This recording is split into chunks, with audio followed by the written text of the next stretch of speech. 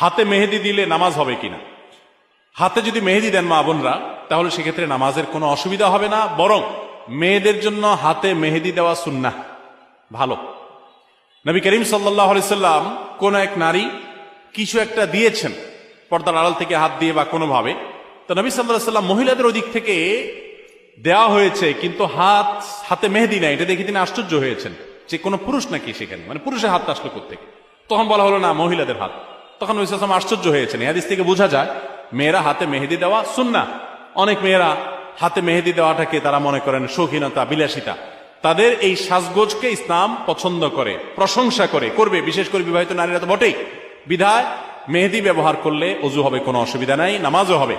এমনকি আর্টিফিশিয়াল মেহেদি যেগুলো বাজারে পাওয়া যায়, টিউব মেহেদি বলা হয়, এগুলো দিলেও অজু হবে। এগুলো দেওয়ার ফলে অনেকে মনে করেন অজু হবে না, কারণ এগুলো দেওয়ার ফলে অনেক সময় এই মেহেদিগুলো